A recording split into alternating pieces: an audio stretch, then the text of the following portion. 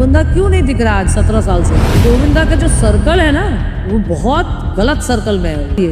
मैं बोलती हूँ चिची अभी 90s का वक्त खत्म हो गया, इट्स 2025 आज। 90 का दशक, सिनेमा हॉल के बाहर लंबी लंबी कतारें और अंदर सीटियाँ और तालियों की गूंज। पर्दे पर जैसे ही रंग बिरंगे कपड़ों में चुलबुली मुस्कान के साथ गोविंदा की एंट्री होती थी तो पूरा हॉल झूम उठता था। वो अभिनेता जिसने कॉमेडी को इज्जत दिलाई, जिसने ये साबित किया कि हीरो सिर्फ गंभीर चेहरा नहीं बल्कि हंसता नाचता आम इंसान भी हो सकता है। लेकिन सवाल ये है, जिस गोविंदा के बिना 90 का बॉलीवुड अधूरा लगता था, वही गोविंदा अचानक पर्दे से गायब कैसे हो गया? क्या वजह राजनीति थी या फिर गिरावट की कहानी कहीं ज़्यादा गहरी है? आज हम जानेंगे गोविंदा का स्टारडम का उदय, करियर की गिरावट और उस अंदर के सच को जो शायद बहुत कम ही लोग जानते हैं। गोविंदा का जन्म एक फिल्मी परिवार में हुआ, लेकिन ज़िंदगी आसान नहीं थी। उनके पिता अरुण कुमार आहूजा खुद एक अभिनेता थे, लेकिन उनका करियर कुछ ज़्यादा नहीं चल पाया। गोविंदा की माँ निर्मला देवी एक शास्त्रीय गायिका थी। घर की आर्थिक हालत कमज़ोर थी। कई बार हालत ऐसे रहे कि रोज़मर्रा की ज़रूरतें पूरी करना भी मुश्किल हो जाता था। लेकिन गोविंदा के अंदर एक बात साफ थी, खुद पर भरोसा। कॉलेज के दिनों से ही उनका अंदाज अलग था। उनका नचाना, उनकी बॉडी लैंग्वेज और उनकी टाइमिंग लोगों को हंसा देती थी। और यहीं से शुरू हुआ एक ऐसे सफ़र का रास्ता जो आगे चलकर इतिहास बनने वाला था। शुरुआत में गोविंदा को छोटे मोटे रोल और साधारण फिल्में मिली, लेकिन 90 के दशक में एक नाम उनकी किस्मत बदल देता है, डेविड धवन। डेविड धवन और गोविंदा की जोड़ी ने बॉलीवुड को कॉमेडी दी जो आज भी याद की जाती है। कुली नंबर 1 राजा बाबू, साजन चले ससुराल, हीरो नंबर 1 आंखें, इन सारे फिल्मों ने गोविंदा को सुपरस्टार बना दिया।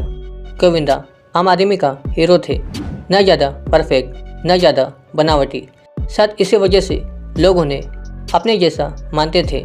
एक समय ऐसा आया जब कहा जाने लगा कि अगर फिल्म चलानी है तो गोविंदा चाहिए। उनके पास एक साथ 15-20 फिल्में होती थी। निर्माता निर्देशक उनकी तारीखों के लिए इंतजार करते थे। उनके गाने शादियों के साथ बन जाते थे। उनका डांस स्टाइल ट्रेंड बन जाता था। लेकिन इसी कामयाबी के साथ कुछ आदतें भी आई जो धीरे धीरे उनके करियर पर भारी पड़ने लगी। फिल्म इंडस्ट्री में यह बात मशहूर थी कि गोविंदा सेट पर देर से आते थे। मैं कहा सर लेकिन मैं बहुत बदनाम हूँ कि मैं टाइम पे भी नहीं आता हूँ और ये इसके लिए, और बहुत सारे लोग। एक दिन गोविंदा नहीं आए, 2 दिन नहीं आए, 3 दिन नहीं आए, तो थर्ड डे मैंने उसको फ़ोन किया, अगर आपको नहीं आना हम ही वापस आ जाते हैं। शूटिंग में देरी होती थी, बजट बढ़ जाता था। जब तक फिल्में हिट हो रही थी तब तक यह सब नज़रअंदाज किया गया। लेकिन समय बदल रहा था।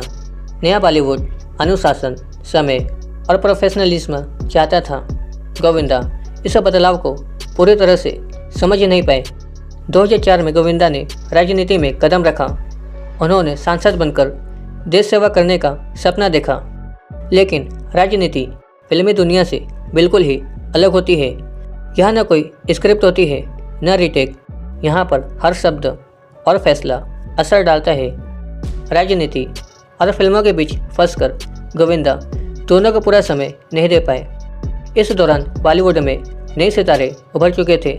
दर्शकों की पसंद बदल रही थी, लेकिन गोविंदा अब भी पुराने फार्मूले पर टिके रहे और यहीं से उनका करियर धीरे धीरे फिसलने लगा।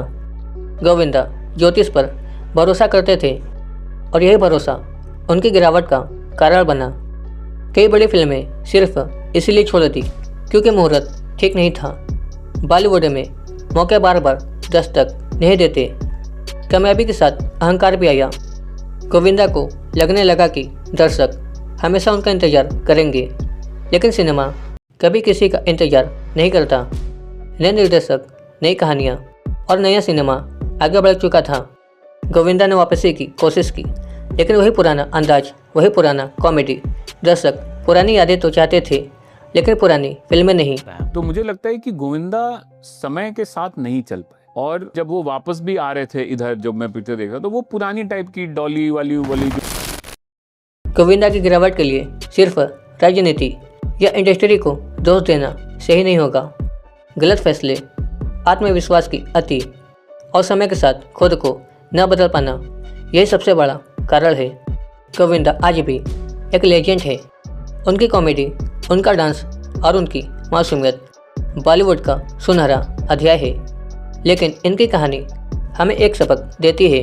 प्रतिभा आपको ऊंचाई तक ले जाती है, लेकिन वहाँ टिके रहने के लिए अनुशासन और समय के साथ बदलना जरूरी होता है। क्या आप सोचते हैं गोविंदा का कमबैक अब भी संभव है, या गोविंदा की कहानी यहीं पर ख़त्म हो चुकी है? कमेंट में अपनी राय जरूर दें। वीडियो अच्छा लगा तो वीडियो को लाइक और ऐसे बॉलीवुड से जुड़ी और कहानी जानने के लिए चैनल को सब्सक्राइब करना ना भूलिए। उस टाइम के लोग मिल गए हैं, चाहे वो आमिर खान हो, चाहे सलमान हो, चाहे जो आर्टिस्ट हो, जो नहीं चाहते कि गोविंदा की फिल्म लगे।